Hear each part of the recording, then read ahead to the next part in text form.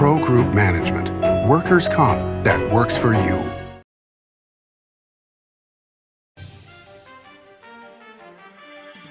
Welcome to Nevada Newsmakers. On the broadcast today, Congressman Mark Amodei, and the big announcement is all coming up next on an all-new Nevada Newsmakers. Hello, is this D&D Roofing? Yes, it is. How may I help you? You did such a great job on my roof. May I speak to the owner? I am an owner. Oh, can I speak to your supervisor? Sure. How may I help you? I love your work. May I speak to the owner? I am an owner. We're all owners. Well, that's why at D&D we work so hard to keep your home safe and sound.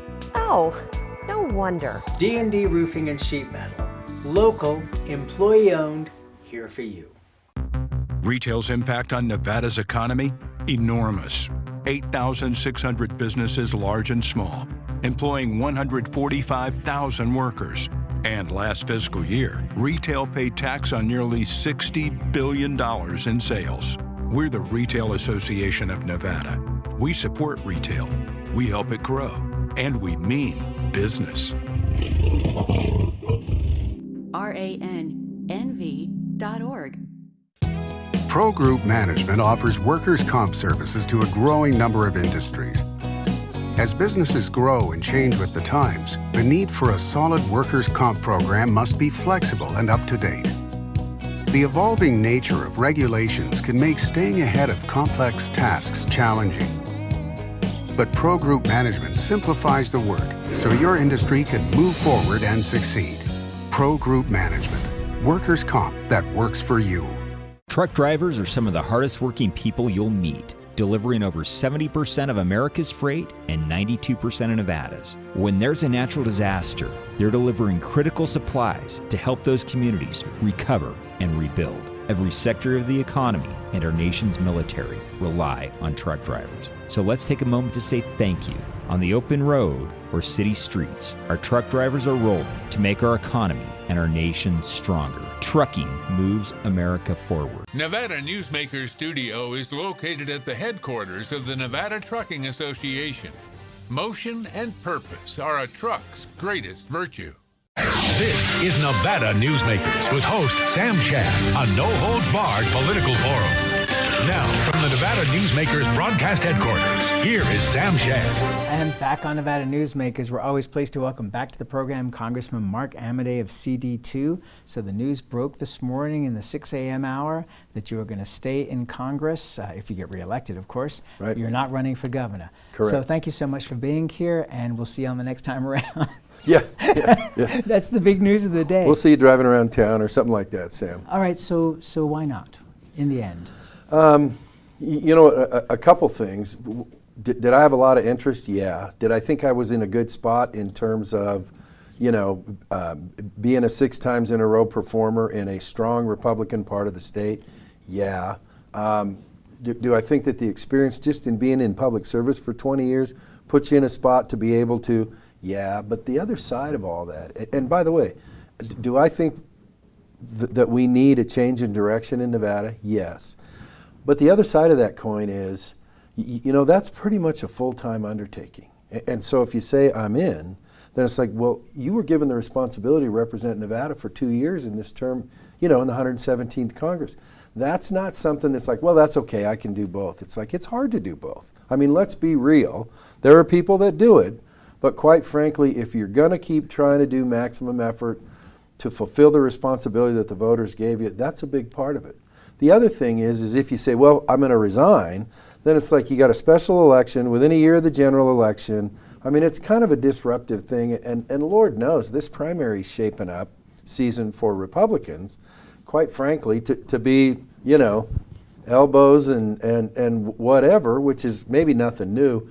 But it just didn't seem like a responsible thing to do with the responsibility that you've got. Also, the other part of that is if you get reelected, if Republicans take control of the House, then there's some musical chairs that goes on where I may, through no fault of my own, be in position to be a subcommittee chairman on appropriations, which is good news for Nevada.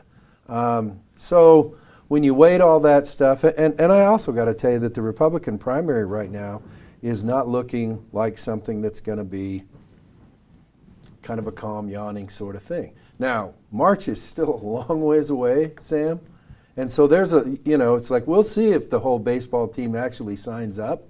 I wouldn't be surprised to see some people go, hey, I've kind of done my deal or whatever, and maybe not, because it's going to require money. It's going to require, knowledge of the issues, and it's going to require being able to execute. And we'll see what Republicans in Nevada think about all those folks. Do you think that you could have beaten Steve Sisolak? Well, let me put it this way. Yes, I do, but you're not going to beat Steve Sisolak, since you asked me my opinion. You're not going to beat Steve Sisolak by running a traditional campaign where you go tell everybody what a jerk he is, okay? Because Sam... And do you believe that? Huh? Do you believe that I he's just think a jerk? we can do better. I believe we can do better. Did you just call the governor of the state of Nevada No, a jerk? actually, I talked with him on Saturday, the day before Great Pumpkin Day, when he was at the pancake breakfast, and we always have fun when we talk. Listen, I don't disrespect the governor. He's the governor. I'm an old guy. You respect people even if you disagree with them politically. How's that for political suicide? Carolyn Goodman said similar. Yeah. So anyhow, I mean, it's just one of those things where it's like, if you think you're going to beat an incumbent Democratic governor in a Democrat-registered state, I mean, let's face it, for planning purposes, Nevada's a blue state. And so when Donald Trump ran into a 100,000 vote wall in Clark County in 2016 and 2020, that's nothing against the president, but it's like, hey, if you haven't got a plan for how you're going to do that, then guess what? Have a nice day with your campaign. You're not going to get sworn in. All right, but you said on previous appearances on this program that with your winning streak over the years and how many people you had gained in rural Nevada as well as in Washoe County, that you had the plan to be able to win statewide. And I understand your reticence to go into, the pit of all these Republican candidates, and I think a lot of your supporters, especially people who are supporters behind the scenes, not necessarily on the front, are very pleased that you've made this decision to stay in Congress, because they believe that if the Republicans do take the House, that you will be in a very strong position to help Nevada. That's part of the thought process. But then you come to the next phase of this question, which is, or statement, are you going to support somebody in this race, and are you going to give them the plan of how you would have taken the state if you had run? I'll talk to anybody who wants to talk. But Sam, your question supposes that somebody will ask. Part of the challenge in running You're not going to statewide- endorse? I am after the primary. After the primary. Well, let's let the voters pick who they want. Quite frankly, there's no upside in saying, I, as a person who wants your support in the election, also am picking this person. Sam, you've been around long enough, and I've been around long enough. Even if you pick the person who wins, there's still a bunch of hurt and angry feelings out there. I've been around that way too long to go, hey, I'm going to go out there and endorse pre-primary. What about showing some respect for the voters? I'm going to do that. They're going to pick, and then I'll get on the team. Kind of like the 2020 presidential, or it was 2016. Remember? I was a Jeb Bush guy. He goes by the wayside. Chaffetz and Gowdy call up, hey, we really want you with us on the Marco Rubio thing. Okay. He went by the wayside. I finally said publicly, hey, I'll support whoever the nominee is. Learn from experience. And it's like, I'll support whoever the nominee is, without a doubt. And that was your position with, as you referred to it, the team, when you were running Donald Trump's campaign in the state. You said, who am I going to support? I'm a Republican. I'm going to support the head of our ticket. Absolutely. Well, I mean, that's not a surprise. The Democrats support the Democrats. Like, yeah, there you go. All right, so can we go through a list of some of the candidates for governor on the Republican side and just get your thoughts? Maybe. Go ahead and try it. Okay, Dean Heller. He said he was on the program last week. Uh-huh. He says he's going to have a great time, which was different than what he did when he ran against Jackie Rosen, where I don't believe he was having a great time at all. He never looked like he was in a winning position. Now he's confident almost to the point of cocky. Well, I don't know who's doing Dean's work, okay? But I do think one of the strengths that Dean has is, quite frankly, his consultant for what, 20 years, Sam? Millions of dollars? Mike Slanker. Is now running ads that tell you what a jerk Dean Heller is? It's like if voters really think, it's like, so you worked for this guy for 20 years and now you're running ads that say he was a jerk the whole time? I mean, that's the C word. That's credibility. And so if Dean gets, and by the way, I think it's great that he's not doing that anymore. And I'll just say, look at the Rosen campaign. Having said that, if Dean can get back to being Dean, then you know what? He's going to be strong. Joe Lombardo. Yep. It's an interesting person, and he's going to be on the program this week. He's an interesting person to jump into the race. Normally, I don't think of sheriffs as governors. I think of them as law and order. It's not untypical in Nevada. I think we've only had one Democratic sheriff, even though it's a nonpartisan position, but we've only had one Democrat, Mike Haley, who was sheriff. But in office, he certainly acted, you know, as one would expect anybody would in that position. Yeah. They're running a huge PAC campaign to paint him as warm and fuzzy. What do you think about Joe Lombardo running, especially in northern Nevada and rural Nevada, where he is fairly unknown? Well, you know, I mean, I'm familiar with the sheriff generally. He's got Heller's old consultant as part of his deal. The early rollout looks like typical, let's go bash the other person. In other words, it's like, I want you to vote for me because you should hate everybody else, as opposed to, if you've got strengths, basically highlight those strengths. And the other thing is, and this is just from Republican circles, it's like, listen, there are issues out there where how you deal with those, and I'm a believer in you deal with them head on, but how you deal with past stuff regarding defunding, Second Amendment, Sanctuary County, just to name a few, is like, hey, in this business, I think people respect the fact that you go, hey, and even if it's to the point where it's like I made a mistake or something, but I don't think you go out there and say, hey, let's just hope they forget all that, and I've got some money and a consultant that everybody thinks is whatever. It's like, you're going to have to come with more than that. And by the way, Sam, in the general election, if you happen to, and it's interesting to talk to Clark County Republicans, because I'm not sure that, you know, they say, well, the sheriff of the largest county, it's like, well, quite frankly, a Republican primary is probably not something that, at least right now, and Sam, it's early, but at least right now, not off to a lightning start on coalescing Clark County Republicans behind you. Let's talk about some of the supporters that Lombardo has. Sig Rogich, Yep. Republican kingmaker, former Lieutenant Governor Mark Hutchison. It seems like the power brokers of the state are behind Joe Lombardo. Well, and does that mean the casinos are behind Joe Lombardo? Well, first of all, the casinos don't have a history of bucking an incumbent governor, no matter what. I mean, let's be real. Yes, but a lot of times casinos give to both parties. Well, let me just put it to you this way. This administration at the state level, Governor Sisolak is not famous for living and letting live, Sam. And so, you can say whatever you want, but quite frankly, when people go to the ballot box, and I'm not trying to do an ad for somebody, I'm just saying these are political realities. You say, well, why did you decide what you decided? It's like, listen, you need a unified Republican Party, ain't there yet. You need some fiscal support. You don't need as much if you use it smart, but quite frankly, the history here and people involved in this race is not we use our money smart, because quite frankly, you didn't prevail. And so, I mean, part of my heart is broken because Republicans haven't won a statewide race here in 7 years, Sam. 7 years.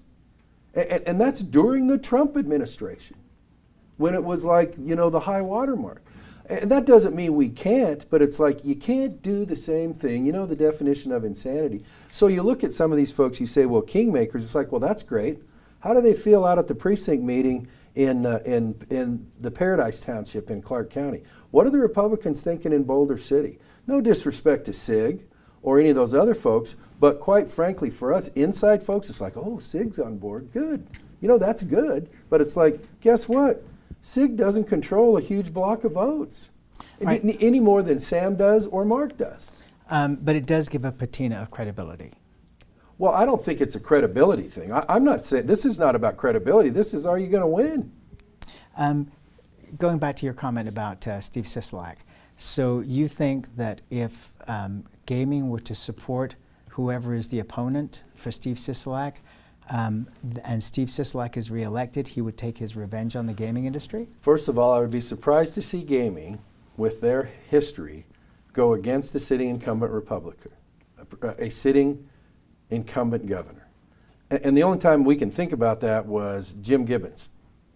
One time in modern times, okay? So while we sit here, and it's just like a year ago, everybody's going, we need a new governor. It's like, I agree, but guess what? By the time November of 2022 rolls around, unless there's another big whatever, the Strip will be back in business. Everybody that wants a shot will get it. You know, there's some landmines there about forcing people to get shots, which I think is quite frankly, it's like that's a box canyon, that's a dead end. But anyhow, it's like, so we'll be at a spot in COVID, which will never go away, but it's be like, maybe we're into the management phase now, we're trying different stuff, and technology will continue to give us good stuff. But the other part is the economy will be a huge player. But right now, I was in Las Vegas last week for the Keystone dinner. Guess what? I mean, it was at the Venetian. And so you walk back to their section there, there's conventions, there's people running around, there's whatever. And this was on like a Monday or something, Monday or Tuesday, and you're going. And so I'm just saying, when you sit there, those Democrats in Clark County that turned out 100,000 plural strong, if you as the Republican nominee, you know, the number 2 registered party down there is all the independent folks. You better have a plan, my 2 cents, you better have a plan to cultivate those folks. All right, let's take a break. More with Congressman Mark Amodei. If I could just get him to open up a little. Yeah. We'll be right back. Can't do it. Stupid, like my mom. We can't do anything at Mommy's because you won't pay child support. Dad said you cheated, and he's not even sure he's my dad. Mommy said you left both of us, so she isn't gonna let me see you. I look just like my father. I'm divorce attorney Marilyn York, and I may represent men, but hate has no gender, only casualties. Please, stop sacrificing your children in your war against your ex. Safety. We all think about it.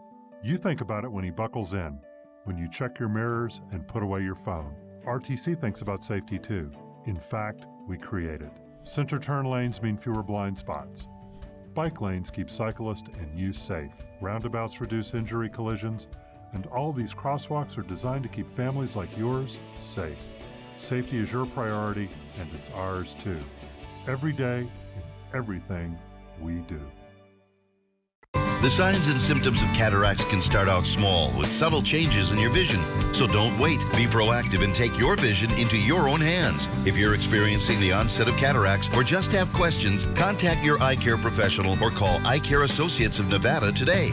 Dr. Hiss has years of experience specializing in the surgical correction of eye disorders and has completed over 84,000 vision correcting procedures. At Eye Care Associates of Nevada, we'll change the way you look at the world. This is Nevada Newsmakers. And back on Nevada Newsmakers, we were thinking that we might get an announcement that Mark Amodei was going to run for governor, but no, he put out a press release this morning saying, I'm sticking with CD2. So now I'm picking his brain about all the other candidates. Michelle Fiore was on the program last week. A bomb thrower got incredible viral response to the video she posted on Facebook. Your thoughts on Michelle Fiore and her potential in this field? Well, I mean, we'll see. There's 5 months before signups, and then add another 3. There's 8 months. So campaigns can have a big effect. I'm not ruling anybody out. Michelle's got some history in terms of whatever. She's been around the block and stuff like that. So she should very well be taken seriously. But Michelle's an example, not the only one. Michelle's an example of just the potential for listen, primaries are good things. Everybody should have their say, but the challenge for Nevada Republicans will be, and it's not new, is how do you come together behind your candidate after the voters have picked? And so I'm watching all of these different approaches from people early because they wanted to start early, Sam. And so it's like, okay, start early. But if we're just going to have a longer run of how everybody else sucks and therefore vote for me, that's not, I just don't think that's the recipe for success with the general voting bloc. Okay, and then throw into that mix, the Clark County Republican Party is in turmoil. You've got people who are in charge in northern Nevada of the Washoe County Republican Party who have left and are utilizing a PAC now. Right. What do you make, how do the candidates coalesce around, somebody when the party itself is in as much trouble as the Democratic Party is, which is split in two as well? Well, in some ways it's business as usual for us, but the thing is if it was an open gubernatorial seat, maybe that changes it. But quite frankly, as the incumbent, you have the bully pulpit, Governor Sisolak, and you know what? He'll use it. He has used it. And so when you come up with your plan, if anybody asks, and it's Washoe County, Clark County, it's like as a candidate who says, I want the responsibility of representing you, whether it's as the state's chief executive, as a member of the legislative branch, statewide, federally, whatever, it's like you have to connect with people on an individual basis. And so some people say, where are you on the Second Amendment? There you go. Where are you on pro-life? There you go. Where are you on green energy? There you go. If you can get the discussion to the issues which you want the responsibility for representing them on, which is doable, Sam, it's just that most people take the easy way out and go, oh, Sam Shad's no good, vote for Mark. And it's like, really? That's the depth of thought you put into your marketing program to try to get people who are across the spectrum to vote for you? Doesn't mean you have to sell out your values or what you feel about on things. You just have to do it in a mature, commonsensical way and be transparent about it. All right, let's take another break. We'll be right back with Congressman Amodei. 7 at 7 is available anytime, anywhere. I'm Riley Smith with your Vegas Golden Knights. Watch 7 minutes of nonstop news from the Las Vegas Review-Journal. Streaming on LVRJ.com and Twitter. Powered by the Las Vegas Review-Journal. Modern boutique Ahern Hotel and Events Center in Las Vegas. Host meetings and events on 2 floors. Stay in luxurious rooms and suites. Unlimited branding opportunities. Regional Italian cuisine by Chef Mark Segrisi. Flexible event spaces. Full buyout options. Visit ahernhotel.com today. I'm Jeff Gehrman, an investigative reporter with the Las Vegas Review-Journal. I'm your guide for Season 2 of Mobbed Up, The Fight for Las Vegas. You're in with every gangster and hoodlum in the United States. I don't go for that, Mr. Kennedy. I don't go for that kind of action. I was on television accused of fronting for the mob. Subscribe to Mobbed Up, The Fight for Las Vegas, Season 2, today on Apple Podcasts, Spotify, or wherever you get your podcasts. Before the masks, before the distancing, before the world changed, UMC was ready. Our response to COVID-19 began before the crisis did, with our own team of infectious disease experts who've spent their careers planning for this moment. With a pandemic response plan, we'd practiced again and again, and by blazing new trails in large-scale testing, including every patient we admit. Always ready. UMC.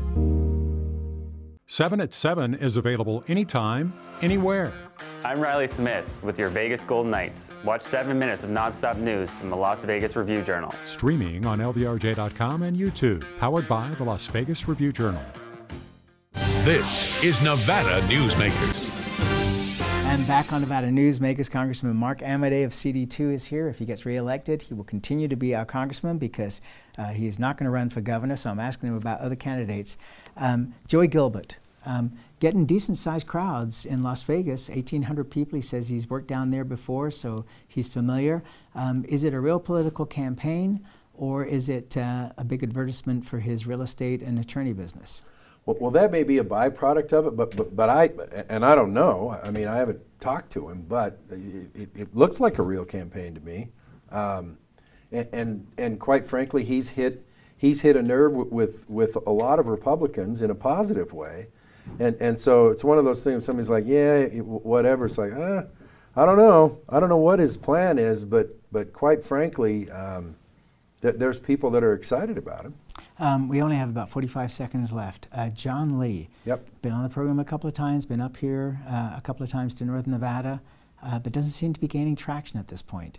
But as you said, it's still early. Yeah, so let's assume he isn't. It's like, it's not the end of the world because it's November. I mean, the big election is a year away. Sign-ups are 5 months away. So, I mean, I'm a guy who believes that timing is a very important thing. You kept us waiting for like 6 months. Well, but let me tell you what, the developments in those 6 months is like, I'm very thankful that I lucked out and said, you know what, I don't need to commit right now. And so now that you see what the landscape looks like, at least more, I mean, there'll be other changes, but it's like, okay, so I feel good about the information and waiting. And so we'll see. I mean, John's a work in progress, and so we'll see what his message is. I mean, John's biggest thing is, you know, it's like, hey, you were a lifelong D and now you changed. That doesn't mean, you know, I was a Democrat till '88, but anyhow. Well, he wasn't a lifelong D. He was a Republican, then he became a Democrat, then he became a Republican. Well, his public service stuff is as a D. Okay, that's where we have to leave it. We're out of time. You know you're always welcome back. Okay, Thank you, Sam. sir, and we'll be right back. Each day, the Children's Advocacy Alliance partners with leaders, legislators, and families across Nevada to improve children's health, education, economic well-being, and safety. We recognize Nevada will be no better than the state of its children. Be a part of this change. Be a supporter of the Children's Advocacy Alliance. For more information, go to caanv.org. As you know, Reno is booming. Toll's development company is helping it grow with insightful design and development, building community with every project, adding beauty, adding excitement, emphasizing our shared humanity. Reno is becoming bigger. Toll's development is helping it become better, more livable, more enjoyable. To learn more, go to tollsdevelopment.com. tollsdevelopment.com. What do you count on? You count on your power every day. At NV Energy, we've always powered what's important to you, but we're not looking at the past. We're focused on the future. While our standards are high, our rates will remain low. And our commitment to renewables isn't just meeting standards, but leading the way. Because you can count on more than just your power. You can count on the company who brings it to you. That's our promise. You can count on it. Serving Our Kids Foundation's mission is to serve homeless, at-risk, and food insecure children in grades K through 8 throughout Southern Nevada. During the pandemic, Serving Our Kids has seen a 42% increase in the number of children served, providing more than 4,500 meals to kids in over 100 schools weekly. Serving Our Kids is powered by community support and volunteers. To learn how you can help, visit servingourkids.org. Don't forget, another way of watching Nevada Newsmakers is to subscribe to our YouTube channel, Nevada Newsmakers on YouTube. We'll see you on the next broadcast.